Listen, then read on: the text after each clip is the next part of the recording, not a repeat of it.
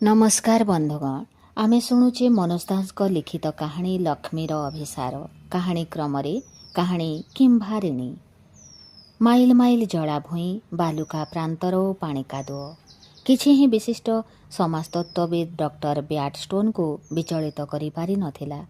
यथाक्रमे train jeep और शगड़ आरोहण उतारू सर्वशेष 1 माइल पदयात्रा जोगे अतिक्रम करी डॉक्टर ब्याडस्टोन आम ग्राम पदार्पण कले। पाश्चात्यर एक नभश्चुम्बी अट्टालिकामय सहर आजन्म जीवन बिताइथिबा डॉक्टर ब्याडस्टोन भारतवर्ष को आसवा परी थरे एक निपट पल्लीग्राम देखा सकाशे सद इच्छा प्रकाश करथिले।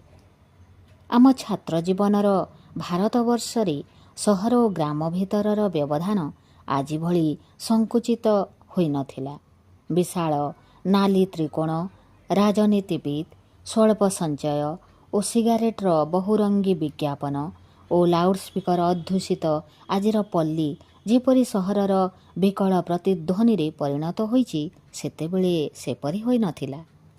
आम घर बारांदारे एक आराम चौकी बसी डॉक्टर ब्याडस्टोन प्रति 5-10 मिनिट्रे थरे उच्चारण करथिले चमत्कार विस्मयकर। तांको चमत्कार अनुभव और विस्मयर हेतु संपर्क तांको किछि जिज्ञासा करिवार प्रयोजन नथिला। पूर्वरु पश्चिम दिगंत जाए समग्र आकाश को जणे जेते समय इच्छा एकादिक्रमे अवलोकन करिपारे। यहा थिला चमत्कार। शताधिक गोरु गाई जणे मात्र क्षुद्रकाय जगुआल टोका को मान्य करी विस्तृत प्रांतर भितर देई सुशृंखल गति चली पारती। यहा थिला बालत कालरे पाइड पाइपर गीत पढ़ी ताको विश्वास करिनेबार अभिज्ञता तुल्य विस्मय। मेघल आकाशरे अपरूप विशाल इंद्रधनु थिला विस्मय एवं आम ग्रामर 97% अधिवासी रेलगाड़ी और सिनेमा ए उभय अनुष्ठान संदर्शन नकरी मध्य बिना सूचनारे कालातिपात करुछंती। ए आविष्कार थिला ततोधिक विस्मय। तेबे साहेबंक पई सर्वोपरि विस्मयकर अभिज्ञता होइथिला आम ग्रामर आदर्श निम्न प्राथमिक विद्यालयर हेड पंडित मको मिश्र महोदयଙ୍କ सहित एक साक्षात्कार जी कि डार्विन मार्क्स फ्रॉयड आइंस्टाइन और बार्नार्ड्स ए पंच पुरुषଙ୍କ ମଧ୍ୟରୁ ଜଣଙ୍କର नाम ମଧ୍ୟ न शुणी 40 वर्ष शिक्षकता कर सारिथिले। आम ग्रामरे दिने जणे निपट साहेबंकर आविर्भाव घटिब एकथा ग्रामवासीगणଙ୍କର प्रमत्त कल्पना भितरकू भी आसी नथिला। अर्ध शताब्दी तलर प्रलयंकारी झड़ ताहार 2 दशंधि परे आम ग्राम सन्निकटस्थ एक दैव मंदिरर आकस्मिक पतन एपरिकी भारतर भाग्य दिग्बଳରେ मोहन दास करमचंद गांधींकर अभ्युदय ये समस्त घटना दुर्घटना संपर्क निर्भुल भविष्यवाणी शुणैथिबा मालिका मध्य एभଳି संभावना संपर्क नीरव थिला। कि आश्चर्य जे आम ग्रामर 20 सरिकी सुधी जने साहेबंक आगरी मुख्यतः पद्मासना रूढ़ा होई तांको केवल हाँ करी अनाई बसी रहिबे। साहेबंकर एतादृश निरीक्षण पद्धति जे निरीह आमोद संभूत एकथा साहेब बुझुतिले ओ मृदु हसी मते एकाधिक बार कहितिले मु एडे मनोलोभा एकथा कि पूर्वरु जानिथिली।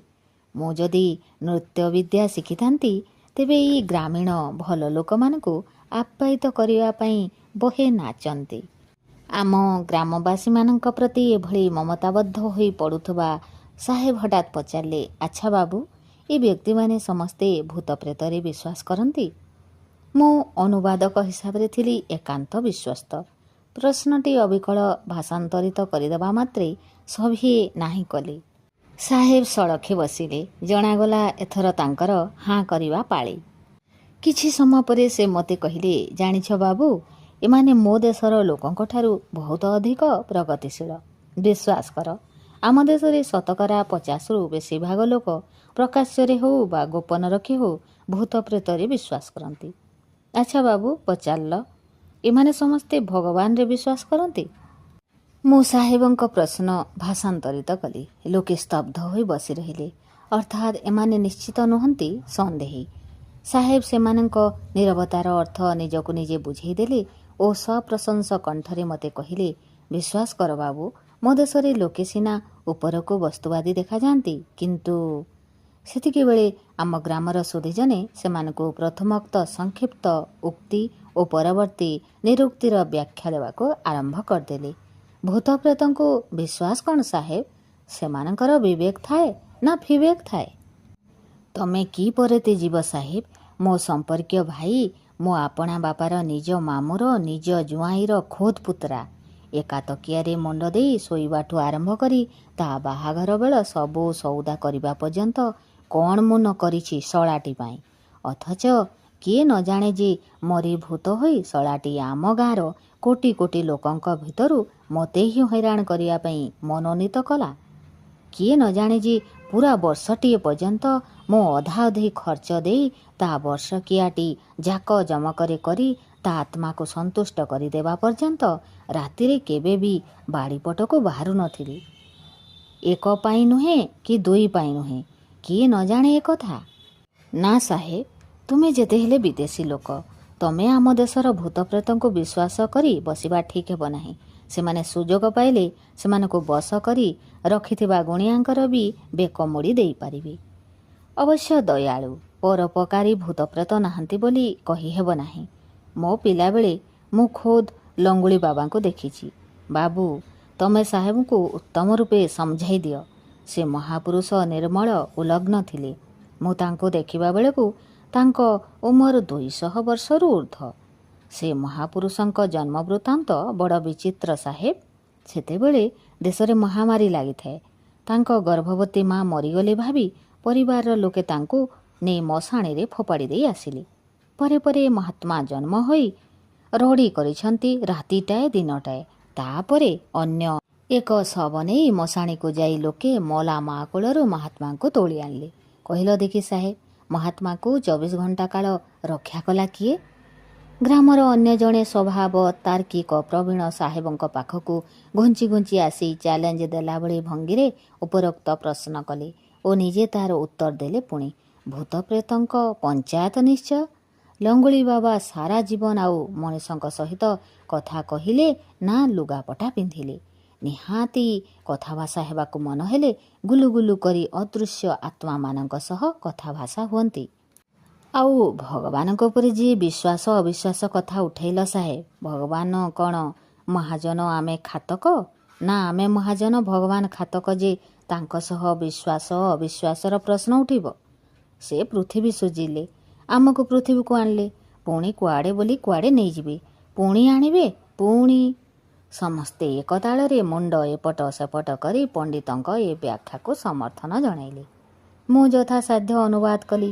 ସାହେବ ପୁଣି ଆରାମ ଚେୟାରରେ ଆଉଜି ପଡ଼ିଲେ ଓ କହିଲେ, ଆଶ୍ଚର୍ଯ୍ୟ, ଚମତ୍କାର। ସାହେବ, ନଈ ସେପାରିରେ ଯେଉଁ ମଶାଣି, ସେଇଠି ଲଙ୍ଗୁଳି ବାବା ଜନ୍ମ ହୋଇଥିଲେ। ଆମ କଥାରେ ତମର ବିଶ୍ୱାସ ହେଉନଥିଲେ? ତମେ ନିଜେ ଯାଇ ସେ ଜାଗା ଦେଖିପାର, ଜଣେ ଗ୍ରାମବାସୀ କହିଲେ। ନଈ ପ୍ରସଙ୍ଗ ପଡ଼ିବା କ୍ଷଣି ସାହେବ ପୁଣି ସଳଖି ବସିଲେ। ମୋତେ କହିଲେ, ଆଗାମୀକାଲି ମୋର ଗରମ ପାଣି ଲୋଡ଼ା ନାହିଁ। ତମ ନଈ ପାଣି ଭାରି ସ୍ୱଚ୍ଛ, କାଲି ସେଥିରେ ଡୁବ ଦେବା। କିମ୍ଭୀର ନାହାନ୍ତି ତ? ଗାଁ ସହିତ ପିଲାବେଳଠୁ ମୋର ବିଶେଷ ସମ୍ପର୍କ ନଥିଲା। ମୁଁ ତେଣୁ କିମ୍ଭୀର ବିଷୟରେ ଗ୍ରାମବାସୀଙ୍କୁ ପଚାରିଲି। ସେମାନେ ମୋ ପ୍ରଶ୍ନରେ ଅପମାନ ବୋଧ କଲାଭଳି ଭାବ ପ୍ରକାଶ କରି ପ୍ରତିବାଦ ସ୍ୱରରେ କହିଲେ, ବାବୁ, ତମେ ତ ବହେ ପାଠ ପଢ଼ିଛ। କିମ୍ଭୀର ନଈରେ ନ ରହି କ'ଣ ପାହାଡ଼ ଉପରେ ରହନ୍ତେ? କିନ୍ତୁ ବାବୁ, କିମ୍ଭୀର କ'ଣ ଆମ ଗାଁ ଲୋକଙ୍କର କିଛି ଅନିଷ୍ଟ କରେ? ଯିଏ ଯାଏ, କିମ୍ଭୀରେଣୀ ବୁଢ଼ୀ ବଞ୍ଚିଛି। ସଭିଏ ଗ୍ରାମର ଏକ ନିର୍ଦ୍ଦିଷ୍ଟ ଦିଗକୁ ନିଜ ନିଜର ଉଦ୍ୟତ ଅଙ୍ଗୁଳିମାନ ନିର୍ଦ୍ଦେଶ କଲେ। ମୁଁ ଆମ ଲୋକଙ୍କର ବିବୃତିକୁ ପୂରାପୂରି ଅନୁବାଦ କରିବାକୁ ଚାହୁଁନଥିଲି। କିମ୍ଭୀରଠାରୁ କୌଣସି ଅନିଷ୍ଟ ଆଶଙ୍କା କରିବା ଦରକାର ନାହିଁ। ସାହେବଙ୍କୁ ଖାଲି ଏତକ କହିଦେଲି। ସାହେବ କିନ୍ତୁ ଇତିମଧ୍ୟରେ ଗ୍ରାମବାସୀଙ୍କ କଥାବାର୍ତ୍ତାର ସମଗ୍ର ରସାସ୍ୱାଦନ କରିବାରେ ଆଗ୍ରହୀ ହୋଇ ଉଠିଥିଲେ। ପୁଣି ଏକ ନିର୍ଦ୍ଦିଷ୍ଟ ଦିଗକୁ ସେମାନଙ୍କ ସମବେତ ଅଙ୍ଗୁଳି ନିର୍ଦ୍ଦେଶ ମଧ୍ୟ ସାହେବଙ୍କ ଦୃଷ୍ଟି ଏଡ଼ାଇ ନଥିଲା। ଅଗତ୍ୟା ମୁଁ ଯାହା ଜାଣିଥିଲି କହିଲି। ଡକ୍ଟର ବ୍ୟାଡଷ୍ଟୋନ୍, ସେ ଗୋଟିଏ ହାସ୍ୟକର ବ୍ୟବହାର। ଆପଣ ତ ବୁଝି ସାରିବେଣି ଆମ ଲୋକେ କେଡ଼େ ସରଳ ବିଶ୍ୱାସୀ। ଅନେକ ଦିନ ତଳର କଥା, ନଈକୂଳରେ ରହୁଥିଲେ ଏକ ଗରିବ ଦମ୍ପତି। ସେମାନଙ୍କର ଗୋଟେ ବୋଲି ଝିଅ। 3 ବର୍ଷ ବୟସରେ 3 ବର୍ଷ ବୟସରେ ବିଭା ହୋଇ ସେ 5 ବର୍ଷ ବେଳକୁ ବିଧବା ହୋଇ ସେମାନଙ୍କ ପାଖରେ ରହିଥିଲା। ଯେତେବେଳେ ଝିଅଟି ଯୁବତୀ ଦିନେ ନଈରେ ଗାଧୋଇବା ବେଳେ ତାକୁ କିମ୍ଭୀର ଟାଣି ନେଇଯିବାର ଲୋକେ ଦେଖିଲେ। ସମସ୍ତେ ଭାବିଲେ ସେ ଚିରକାଳ ପାଇଁ ଗଲା। କିନ୍ତୁ 10 ବର୍ଷ ପରେ ହଠାତ୍ ଦିନେ ସେ ଆସି ଗାଁରେ ଦେଖାଦେଲା। ସେତେବେଳକୁ ତା ବାପା ମଲାଣି, ବୋଉ ମରିବାକୁ ଯାଉଛି। ନଈ କୂଳରେ ତାଙ୍କର ଛୋଟିଆ ଘରଟି ଭାଙ୍ଗି ପଡ଼ିଲାଣି। ଝିଅ ବୋଉର ଯଥାସାଧ୍ୟ ସେବା କଲା, କିନ୍ତୁ ତାକୁ ବଞ୍ଚେଇ ରଖିପାରିଲା ନାହିଁ। ସେଇ ଭଙ୍ଗା ଘର ଭିତରେ ବସି ସେ କନ୍ଦାକଟା କରୁଥାଏ। 2 ଦିନ ପରେ ଦିନେ ତା ଘର ପଛପଟେ ନଈବନ୍ଧ ଉପରେ ଗୋଟିଏ ବୁଢ଼ା କୁମ୍ଭୀର ପାଣିରୁ ଉଠି ଆସି ବୁଲୁଥିବା ବେଳେ ବନ୍ଧ ଏପଟକୁ ଖସି ପଡ଼ିଲା। ଲୋକେ ତାକୁ ପିଟି ପିଟି ମାରି ପକାଇଲେ। ଝିଅଟି ବୋଧହୁଏ ବାପା ବୋଉଙ୍କ ବିହୁନେ ଦୁଃଖରେ କାହା ସହିତ କିଛି କଥାବାର୍ତ୍ତା ନ କରି ବସି କାନ୍ଦୁଥାଏ। କେମିତି କେଜାଣି ଗୋଟିଏ ଅପୂର୍ବ କାହାଣୀ ପ୍ରଚାର ହୋଇଗଲା। ଝିଅଟିକୁ ନେଇଯାଇ କିମ୍ଭୀର କୁଆଡ଼େ ତାକୁ ବାହା ହୋଇଥିଲା। 10 ବର୍ଷ ଘର କରିବା ପରେ ଝିଅ ବାପ ଘରକୁ ଆସିଥିବା ବେଳେ କିମ୍ଭୀର ବି ଟିକିଏ ଜ୍ୱାଇଁ ପଣିଆ କରି ଚାଲି ଆସିଥିଲା ଯେ ମଲା।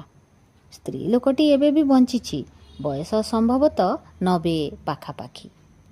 ତାକୁ ସମସ୍ତେ କିମ୍ଭାରିଣୀ ବୋଲି କହନ୍ତି।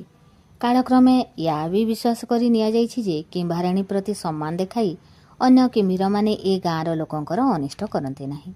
ଗାଁ ଲୋକେ ପାଳି କରି ବୁଢ଼ୀକୁ ସକାଳେ ସଞ୍ଜେ ଖାଇବାକୁ ଦେଇ ଆସନ୍ତି। ଅପୂର୍ବ, ଅପୂର୍ବ, ଅପୂର୍ବ ସାହେବ ଉଚ୍ଚାରିଲେ ଓ ପଚାରିଲେ, କିନ୍ତୁ ସେହି 10 ବର୍ଷ କାଳ ସ୍ତ୍ରୀ ଲୋକଟି ଥିଲା କେଉଁଠାରେ? ଜାଣେ ନା, କେହି ବି ଜାଣନ୍ତି କି ନା ମୋର ସନ୍ଦେହ। ମୋର ମନେ ହୁଏ ଲୋକେ ଏଇ ପରିଗଳ୍ପଟିକୁ ଏଡ଼େ ସୁରୁଖୁରୁରେ ଗ୍ରହଣ କରି ନେଇଛନ୍ତି ଯେ କେହି ବୁଢ଼ୀକୁ ସେ ସମ୍ପର୍କରେ କେବେ ହୁଏତ କିଛି ପଚାରି ନାହାନ୍ତି। ପ୍ରବଳ ଉତ୍ସାହରେ ଅଥଚ ମିନତି ଭରା କଣ୍ଠରେ ସାହେବ ମୋତେ କହିଲେ, ବାବୁ, ବୁଢ଼ୀର ସେହି 10 ବର୍ଷର ଜୀବନ କାହାଣୀ ଉଦ୍ଧାର କରାଯାଉ। ଏତକ ନ ହୋଇପାରିଲେ ମୋର ବଡ଼ ଅଫସୋସ ରହିଯିବ। ଜହ୍ନ ଉଠିବାକୁ କିଛି ଡେରି ଥାଏ। ଟର୍ଚ୍ଚଟିଏ ଧରି ମୁଁ ସାହେବଙ୍କ ଆଗେ ଆଗେ ଚାଲିଲି। ପ୍ରଥମେ ଗୋଟିଏ ନିରହଙ୍କାର ନିର୍ଭୟ କୁକୁର ଓ ଦ୍ୱିତୀୟ ଥର ଏକ ଜନପଦମୁଖୀ କଚ୍ଛପକୁ ଝୁଣ୍ଟି ଭୂପତିତ ହେଉ ହେଉ ସାହେବ ସମ୍ଭାଳିଲେ। କିନ୍ତୁ ସେ ଆମୋଦିତ ହିଁ ହେଲେ। ଡିବିରିଟିଏ ଜାଳି ଆଣ୍ଠୁ ଉପରେ ଚିବୁକ ରଖି ବୁଢ଼ୀ ବସିଥିଲା। ଆମକୁ ଦେଖି ହସିଦେଲା। ଆମେ ତା ସାମ୍ନାରେ ଚକାପାରି ବସିଗଲୁ। ବୁଢ଼ୀର ପଥୁରୀରେ ଆମ ସାଥିରେ ନେଇଥିବା ଦୁଧ, ଭାତ, କଦଳୀ ଚକଟା ଅଜାଡ଼ି ଦେଲୁ। ବୁଢ଼ୀ ପୁଣି ହସିଦେଲା। ବୁଢ଼ୀମା, ଆମେ ଆସିଛୁ ତମଠୁ କିଛି କଥା ଶୁଣି ବୋଲି। ଏ ଯେଉଁ ଭଦ୍ରଲୋକ, ଏ ଜଣେ ଅସଲି ସାହେବ। ବିଚାରା 7 ସମୁଦ୍ର ସେପାରିରୁ ଆସିଛନ୍ତି। ବଡ଼ ଇଚ୍ଛା ତମଠୁ କିଛି ଗପ ଶୁଣିବେ। ବୁଢ଼ୀ ମୁହଁରେ କୌଣସି ବିସ୍ମୟ ବା ଦ୍ୱିଧା ପ୍ରକଟିତ ହେଲା ନାହିଁ। ମୁଁ ତମମାନଙ୍କୁ ଯାଯାବର ରାଜପୁତ୍ର ଓ ସପନପୁରୀର ରାଜକୁମାରୀ କଥା ଶୁଣେଇବି, ସେ ସାଙ୍ଗେ ସାଙ୍ଗେ ପ୍ରସ୍ତାବ କଲା। ଆରେ ନାଇଁ ବୁଢ଼ୀମା, ତମେ ତ ଜାଣ ତମକୁ ସମ୍ଭେ କିମ୍ଭୀରିଣୀ ବୋଲି କହନ୍ତି। ହା ହା, କିନ୍ତୁ ପ୍ରକୃତରେ ଯେଉଁ 10 ବର୍ଷ ତୁମେ ହଜିଯାଇଥିଲ, ସେ 10 ବର୍ଷ କାଳ କେଉଁଠି ଥିଲ, କ'ଣ କରୁଥିଲ, ସେଇ କଥା ଶୁଣାଅ, ମୁଁ କହିଲି। ବୁଢ଼ୀର ଶ୍ରବଣ ଶକ୍ତି ସ୍ୱାଭାବିକ ମନେ ହେଲା। ତାର କଥନ ଭଙ୍ଗୀର ସାବଲୀଳତା ଗୋଟିଏ ବି ଦାନ୍ତ ନଥିବା ସତ୍ତ୍ୱେ ମୋତେ ମୁଗ୍ଧ କଲା। ବୁଢ଼ୀ 2-4 ପଦ କହିବା ପରେ ମୁଁ ଇଂରାଜୀ କହିଦେଉଥାଏ। ଡକ୍ଟର ବ୍ୟାଡଷ୍ଟୋନଙ୍କର ନିର୍ଦ୍ଦେଶ ଥିଲା ଗୋଟିଏ ଶବ୍ଦ ବି ଯେପରି ମୁଁ ଛାଡ଼ି ନଯାଏ। କିମ୍ଭୀରି ତ ମୋତେ ନେଇଗଲା ବାପା, 7 ତଳ ପାଣି ତଳକୁ ତଳକୁ। କେମିତି କେଜାଣି ମୋର ଯେତେବେଳେ ନାହିଁ ନାହିଁ ବୁଢ଼ୀମା, ମୁଁ ବାଧା ଦେଇ କହିଲି, ଆମେ କାହାଣୀ ଶୁଣିବାକୁ ଚାହୁଁନା। ପ୍ରକୃତରେ କ'ଣ ହେଇଥିଲା, ଅର୍ଥାତ୍ ତମକୁ କିମ୍ଭୀର ଟାଣି ନେଇଯିବା ପରେ ତମେ କେମିତି ଖସିଗଲ, 10 ବର୍ଷ କେଉଁ ଅବସ୍ଥାରେ ବିତେଇଲ, ସେଇ କଥା। ବୁଢ଼ୀର କଥନ ଭଙ୍ଗୀରେ କୌଣସି ପରିବର୍ତ୍ତନ ହେଲା ନାହିଁ। ସେ କହି ଚାଲିଲା, 7 ତଳ ପାଣି ତଳେ ବାପା, ମୋର ଯେତେବେଳେ ଜ୍ଞାନ ହେଲା ସେତେବେଳକୁ ମୁଁ ଦେଖିଲି କିମ୍ଭୀର ମୋତେ ଏକ ଧ୍ୟାନରେ ଅନେଇ ରହିଛି। କ'ଣ ହେଲା କେଜାଣି ମୁଁ ତା ଆଡ଼ୁ ଆଖି ଫେରାଇ ପାରିଲି ନାହିଁ। ବୁଢ଼ୀମା, ତମେ କିମ୍ଭୀର କବଳରୁ କେମିତି ଖସିଗଲ ସେ କଥା ଯଦି ମନେ ନାହିଁ, ଅନ୍ତତଃ ଖସିଯିବା ପରେ କ'ଣ କଲ ସେତକ କୁହ। ମୁଁ ପୁଣି ବାଧ୍ୟ ହୋଇ ତାକୁ ବାଧା ଦେଇ କହିଲି, ଖସି ଆସି କେଉଁଠି ଯାଇପାରିଲି ବାପା। କ'ଣ ହେଲା, ମୁଁ ତ ଆଉ ତା ଆଡ଼ୁ ଆଖି ଫେରାଇ ନେଇ ପାରିଲି ନାହିଁ। 7 ତଳ ପାଣି ତଳେ ସୂର୍ଯ୍ୟ ନାହିଁ, ଚନ୍ଦ୍ର ନାହିଁ, ଦିବା ନାହିଁ, ରାତି ନାହିଁ। ତେଣୁ କେତେ କାଳ ସେମିତି ବିତିଲା ଜାଣେ ନାହିଁ। ମୁଁ ଆଉ ବୁଢ଼ୀକୁ ବାଧା ଦେଲି ନାହିଁ। ବୁଢ଼ୀର ବକ୍ତବ୍ୟର ଅବାଧ୍ୟତା ଯେ ତାହାର କାରଣ ତାହା ନୁହେଁ। ଯେଉଁଭଳି ଏକାଗ୍ରତା ସହକାରେ ସାହେବ ତା କାହାଣୀ ଗିଳିଯିବାର ମୁଁ ଅନୁଭବ କଲି, ତାହା ହିଁ ତାହାର ହେତୁ। ସେହି ମୃଦୁ ଆଲୁଅରେ ଆମ 3 ଜଣଙ୍କ ଛାଇ କାନ୍ଥରେ ଦୋହଲୁଥାଏ। ମୁଁ ନିରାସକ୍ତ ଭାବରେ ବୁଢ଼ୀର ବକ୍ତବ୍ୟ ଅନୁବାଦ କରିଯାଉଥାଏ। ମଝିରେ ମଝିରେ କଦାଚିତ୍ ନଈରୁ ନୌକାର ଅପଶ୍ରୂୟମାଣ ଶବ୍ଦ ଶୁଣିଲେ ବୁଢ଼ୀ ରହିଯାଉଥାଏ, ଯେମିତିକି ନଈର ସେଇ ଉଚ୍ଛଳ ଡାକ ତାର ସ୍ମୃତିକୁ ଶାଣିତ କରିଦେଉଥାଏ। ବୁଢ଼ୀ 1.5 ଘଣ୍ଟା ବ୍ୟାପୀ ଗପି ଚାଲିଲା। ଆମ ଗାଁ ତୁଠରୁ 9 କ୍ରୋଶ ଦୂରରେ ଅଛି ଯେଉଁ ବିରାଟ ଭୟଙ୍କର ଗଣ୍ଡ, ସେଇଠି 7 ତଳ ପାଣି ତଳେ କିମ୍ଭୀରକୁ ନେଇ ଘର କରିବାର ସେ ଗଳ୍ପ। ସେ ଘର କରି ନଥାନ୍ତା, ପ୍ରଥମରୁ ପଳେଇ ଆସିଥାନ୍ତା, କିନ୍ତୁ ପଳେଇ ଆସିବାକୁ ବାହାରି ଯେତେବେଳେ ସେ ପାଣି ଉପରକୁ ଭାସି ଉଠିଲା, ସେତେବେଳେ ସେ ଦେଖିଲା ପାଣିରେ ତାର ପ୍ରତିବିମ୍ବ। ସେ ନିଜେ କିମ୍ଭାରିଣୀ ପାଲଟି ଯାଇଛି। କେତେବେଳେ କିମ୍ଭୀର ତାକୁ ଏମିତି ଯାଦୁ କରିଦେଲା। ଅଜ୍ଞାନ କରି ପାଣି ତଳକୁ ଟାଣି ନେଇଯିବା ବେଳେ ନା ତାକୁ ଦୀର୍ଘକାଳ ଅନେଇ ରହିବା ଭିତରେ ସିଏ ଜାଣେନା। ସେ ତେଣିକି କନ୍ଦାକଟା କଲା। କିମ୍ଭୀର ତା ମନ ଭୁଲିବାକୁ ବହୁ ଚେଷ୍ଟା କଲା, ସେ ଭୁଲିଲା ନାହିଁ। ଅବଶେଷରେ କିମ୍ଭୀର ଦିନେ ତାକୁ କହିଲା, ଠିକ୍ ଅଛି ତେବେ, ଏଇ ଶୁଣ ମନ୍ତ୍ର, ଯେତେବେଳେ ଇଚ୍ଛା କରିବୁ ଏ ମନ୍ତ୍ର ପଢ଼ି ତୁ ତୋର ପୂର୍ବ ରୂପ ଫେରି ପାଇବୁ। କିନ୍ତୁ ମୁଁ ପାଖରେ ଥିବାବେଳେ ଏ ମନ୍ତ୍ର କାମ କରିବ ନାହିଁ, କାରଣ ମୋ ଆଗରେ ତୁ ଏ ମନ୍ତ୍ର ପଢ଼ିବା ମାତ୍ରେ ଏହାକୁ ବ୍ୟର୍ଥ କରିଦେବା ଭଳି ଅନ୍ୟ ଅକାଟ୍ୟ ମନ୍ତ୍ର ମୋ ପାଟିରୁ ବାହାରି ପଡ଼ିବ। ସେଦିନ କିମ୍ଭୀର ଗଣ୍ଡରୁ ଦୈନନ୍ଦିନ ବିଚରଣାର୍ଥେ ଅନ୍ୟତ୍ର ଗଲାବେଳେ ଅଶ୍ରୁ ସମ୍ବରଣ କରିପାରି ନଥିଲା। କହିଥିଲା, ମୁଁ ଜାଣେ ମୁଁ ଫେରିବା ବେଳକୁ ତୁ ନଥିବୁ, ତେବେ ହଠାତ୍ ମଝି ନଈରେ ମନ୍ତ୍ର ପଢ଼ି ପଳାଇବୁ ନାହିଁ। ମଣିଷ ବନି ବୁଡ଼ି ମରିଯିବୁ। ତୋ ଗାଁଠୁ ତୁଠ ପର୍ଯ୍ୟନ୍ତ ଯାଇ କୂଳକୁ ଲାଗିଲେ ତେବେ ଯାଇ ମନ୍ତ୍ର ପଢ଼ିବୁ। କିନ୍ତୁ ସଞ୍ଜବେଳକୁ ଫେରିଆସି କିମ୍ଭୀର ଦେଖିଲା କିମ୍ଭୀରିଣୀକୁ ସେ ଯେଉଁଠି ଛାଡ଼ି ଯାଇଥିଲା ସେ ସେଇଠି ରହିଛି। କିମ୍ଭୀର ପୁଲକିତ ହେଲା, କହିବା ବାହୁଲ୍ୟ। ପରଦିନ ବି କିମ୍ଭୀରିଣୀ ଗଲା ନାହିଁ, ତତ୍ତରେ ବି ନୁହେଁ। କିମ୍ଭୀର କିମ୍ଭୀରିଣୀ କେତେ ତୁଠ ତୁଠାନ୍ତର ଦୂର ଦୂରାନ୍ତରେ ବୁଲିଲେ ଆନନ୍ଦରେ। ଥରେ ଏ ନଈରୁ ଅନ୍ୟ ଏକ ନଈକୁ ଯାଇ ଦୀର୍ଘପଥ ସନ୍ତରଣ କରି ଗୋଟିଏ ତୀର୍ଥ ପାଖରେ ପହଞ୍ଚିଲେ। କିମ୍ଭୀରିଣୀ ତା ବରକୁ କହିଲା, ତୁମେ ପାଣି ଭିତରେ ରହ, ମୁଁ ଟିକିଏ ଏଠାକାର ଦେଉଳକୁ ଯାଇ ଦେହ ଦର୍ଶନ କରି ଆସେ। କିମ୍ଭୀର ରାଜି ହୋଇଗଲା। ତାପରେ ଏକାଧିକ ତୀର୍ଥ ସେ ଦେଖିଛି। ରାତିରେ କୂଳ ପାଖକୁ ଆସି ମନ୍ତ୍ର ପଢ଼ି ସେ ମଣିଷ ରୂପ ଫେରିପାଏ। ସାରାଦିନ ତୀର୍ଥ ଦର୍ଶନ କରି ରାତିରେ ପାଣିକୁ ଡେଇଁ ପଡ଼ିବା ମାତ୍ରେ କିମ୍ଭୀର ତାକୁ କିମ୍ଭୀରିଣୀ ବନେଇ ଦିଏ। କେବଳ ନିଜ ଗାଁକୁ ସେ କେବେ ଆସେ ନାହିଁ, ଆସିଲେ କାଳେ ଆଉ ଫେରି ଯାଇ ପାରିବ ନାହିଁ ବୋଲି। କିନ୍ତୁ 10 ବର୍ଷ ଏପରି ବିତିଯିବା ଉତ୍ତାରେ ଥରେ ବାପା ବୋଉଙ୍କୁ ଦେଖିବାକୁ ଭାରି ମନ ହେଲା।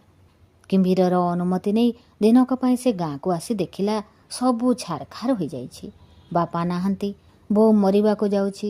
ମରିବା ପୂର୍ବରୁ ବୋଉ ତାଠୁ 2 ଦିନ ସେବା ପାଇଲା ଯାହା। ପରିତ୍ୟକ୍ତ କୁଡ଼ିଆ ଭିତରେ ପଡ଼ି ରହି ପୂର୍ବ ଜୀବନ କଥା, ବାପା ବୋଉଙ୍କ ସ୍ନେହ କଥା ଭାଳୁ ଭାଳୁ ଆହୁରି ଦିନଟାଏ ବିତିଗଲା। କିମ୍ଭୀର ଅଧୈର୍ଯ୍ୟ ହୋଇ କୂଳକୁ ଉଠି ଆସିଲା ତାକୁ ଦେଖିବା ପାଇଁ। ଗାଁ ଲୋକେ ତାକୁ ମାରି ପକାଇଲେ। ତାପରେ 60 ବର୍ଷରୁ ଉର୍ଦ୍ଧ୍ୱକାଳ ବିତିଗଲାଣି। ବୁଢ଼ୀ ରହିଛି ନଈ କୂଳରେ ଏକାକିନୀ। କୁଡ଼ିଆ ଦ୍ୱାର ଆଗରେ ହିଁ ଶୃଗାଳ ପଞ୍ଝାଏ ହୁକୋ ହୋଇ ହୋ ହୋଇ କରି ଉଠିଲେ। ମନ୍ତ୍ରମୁଗ୍ଧ ସାହେବ ଚମକି ପଡ଼ିଲେ। ଆମେ ବୁଢ଼ୀଠୁ ବିଦାୟ ନେଇ ଉଠିଲୁ। ବୁଢ଼ୀ ହସିଦେଲା। ସେତେବେଳକୁ ଜହ୍ନ ଉଠିଲାଣି। ତେବେ ପ୍ରତି ଘରୁ ଉଠୁଥିବା ଧୂଆଁ ସେ ଜହ୍ନ ଆଲୋକୁ ବହୁତ ନରମ ନୀଳାଭ କରିଦେଇଥାଏ। ଆମେ ନୀରବରେ ବାଟ ଚାଲୁଥିଲୁ। ସାହେବ ଅନ୍ୟମନସ୍କ ଭାବରେ ପୁଣି ଥରେ ଝୁଣ୍ଟିଲେ। ଏଥର ନଈକୁ, ପ୍ରତ୍ୟାବର୍ତ୍ତନଶୀଳ କଚ୍ଛପଟିକୁ ଓ ପରେ ପୁଣି ସେହି ନିର୍ଭୁକ କୁକୁରକୁ। ହଠାତ୍ ନଈକୂଳରେ ଅଟକି ଯାଇ ସାହେବ ଅତି ଆନ୍ତରିକ କଣ୍ଠରେ ପଚାରିଲେ, ସେ ଗଣ୍ଡଟା କୋଉ ଦିଗରେ? କୋଉ ଗଣ୍ଡ? ମୁଁ ପ୍ରଶ୍ନ କଲି। ଯେଉଁ ଗଣ୍ଡରେ କିମ୍ଭୀର ଓ କିମ୍ଭୀରିଣୀ ରହୁଥିଲେ। ମୋ ପାଟିରୁ ବାହାରି ପଡ଼ିଲା ତାଙ୍କର ପ୍ରିୟ ପ୍ରତିଶବ୍ଦ ଦୁଇଟି, ଚମତ୍କାର, ବିସ୍ମୟକର। ତାପରେ ମୁଁ ହସିଦେଲି। ସାହେବ ବଡ଼ ଗମ୍ଭୀର ହୋଇଗଲେ। ଆମେ ପୁଣି ଚାଲିବାକୁ ଆରମ୍ଭ କଲୁ। କେତେ ବର୍ଷ ତଳେ ଦିନେ ପାଶ୍ଚାତ୍ୟର ଏକ ମହାନଗରୀରୁ ସାହେବଙ୍କ ଚିଠି ପାଇଥିଲି। ଏବେ ବି ତୁମ ଗ୍ରାମରେ ବିତେଇଥିବା ରାତିଟିଏ ଦିନଟିଏ କଥା ମନେ ପଡ଼ିଲେ ମୁଁ ଅନୁଭବ କରେ ମୁଁ ଯେମିତି ସେ ସମୟତକ ଅନ୍ୟ ଏକ ମଣିଷରେ ରୂପାନ୍ତରିତ ହୋଇଯାଇଥିଲି। ସେହି ବୁଢ଼ୀଟି କିମ୍ଭୀରିଣୀରେ ରୂପାନ୍ତରିତ ହୋଇଥିଲା ଭଳି। ଆଉ ମୋର ସେ ରୂପାନ୍ତର କେଡ଼େ ବାସ୍ତବ ମନେ ହୁଏ।